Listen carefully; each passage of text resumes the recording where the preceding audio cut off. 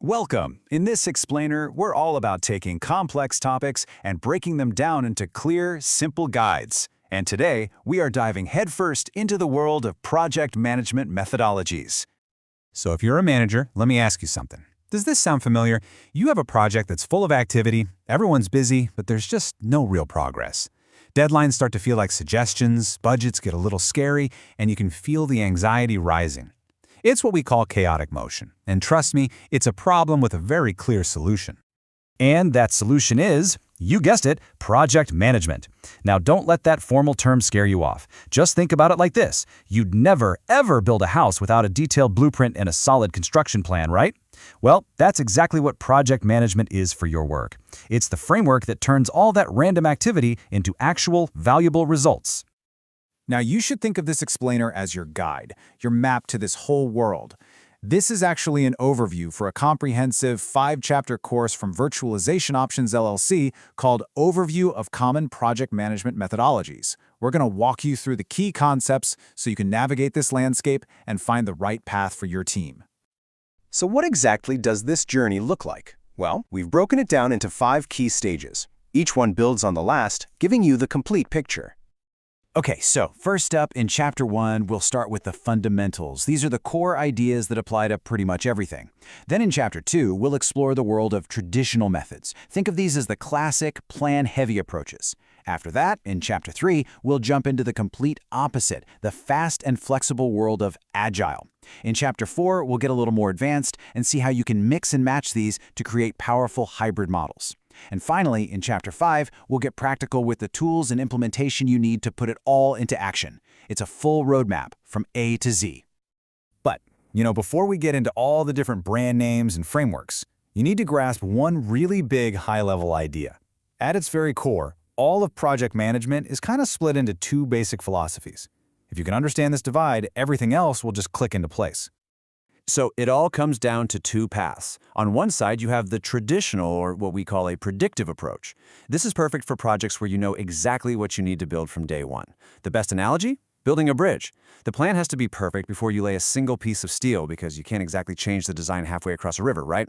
Then on the other side, you've got Agile, the adaptive approach. This is for projects where you expect things to change. Think about creating a mobile app. You release a version, you get user feedback, and then you adapt and improve in short cycles. All right, let's zoom in on that first path for a second, the traditional plan-driven approach. What does that actually look like in the real world?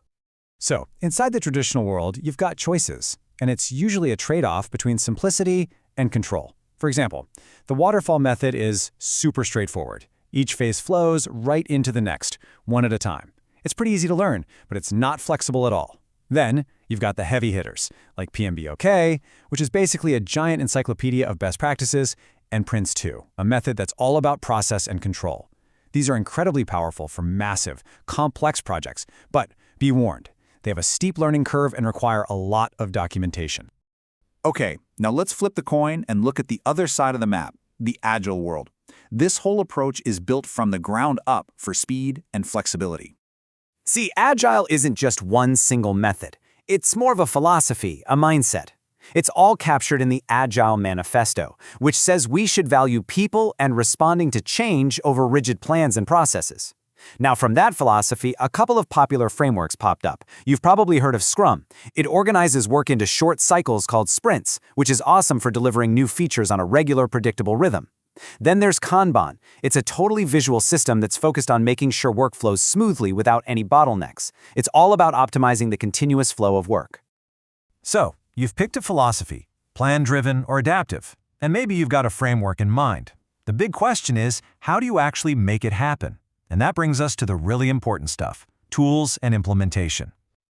This right here is so important. It's really tempting to think that some new, shiny software will magically fix all your problems. But tools are just amplifiers. If you have a solid process, a good tool will make it even better.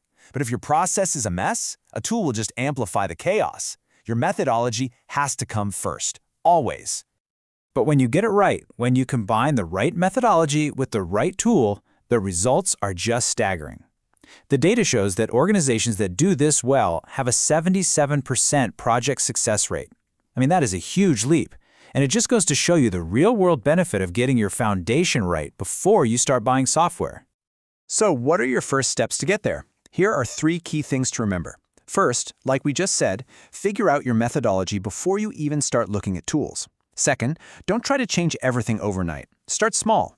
Pick one pilot project and test your new approach.